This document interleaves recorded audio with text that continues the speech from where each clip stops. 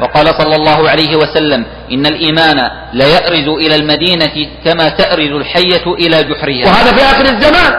والآن في هذا الزمن للأسف إذا ذكرت المدينة عند كثير من الناس، وهذا مما بثه أهل الأحزاب الضالة الفاسدة واتفقوا عليه، إذا ذكر علماء المدينة وذكر المدينة كأنما تذكر لهم أخبث الأمكنة وللأسف، وكأنما تذكر لهم أسوأ الأمكنة وللأسف. فيا عباد الله، إذا كنتم تبغضون شخصا بعينه فلا أقل من أن تذكروه بنفسه، ولا تسيئوا إلى مدينة رسول الله صلى الله عليه وسلم. إذا ذكر شيخ المدينة ذموهم، وإذا قيل احذر على المدينة، من هم أهل المدينة؟ إذا نظرت ما تجدهم إلا العلماء، علماء السنة والأثر.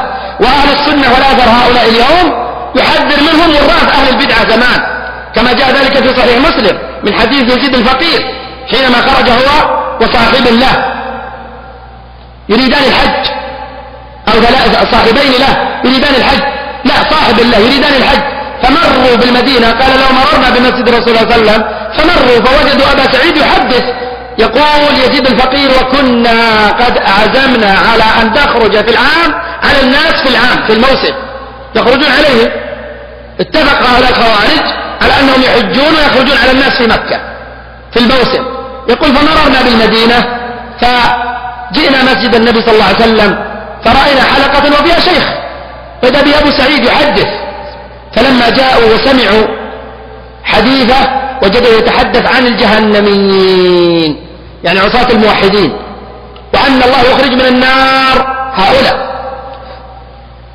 فلما سمعوا ذلك أنكروه، لأنهم على رأي الخوارج، الخوارج لا يقولون بإيمان صاحب الكبيرة.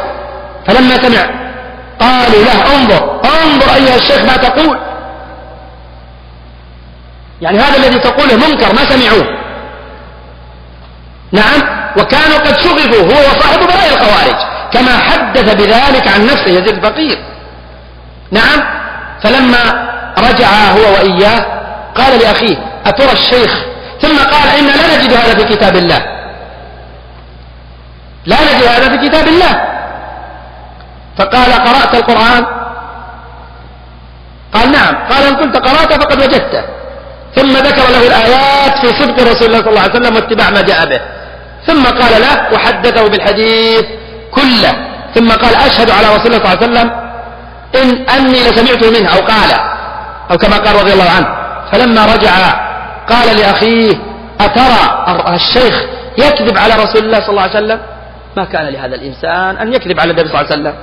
قال: فرجعت وأما صاحبي فحج فخرج على الناس وكان من أمره ما كان، يعني خرج على الناس. أما هذا فرجع يزيد الفقير ببركة ماذا؟ ببركة سماع الحديث. فأنا لما قرأت هذه القصة قلت: سبحان الله، أصحاب أهل المدينة من عهد الصحابة رضي الله عنهم هم يردون على الخوارج ويعاديهم الخوارج ويسيئون إليهم الخوارج. وفي زماننا هذا هكذا المدينة، علماء المدينة، علماء المدينة، أهل المدينة، الجامية، وهكذا يلقبونهم بألقاب السوء. فعلى الإنسان أن يحذر من هؤلاء الذين يعادون أهل السنة والحديث فلا يغتر بهم. نعم، فإن الإيمان يأرز إليها كما قال النبي صلى الله عليه وسلم: كما تأرز الحية إلى جحرها.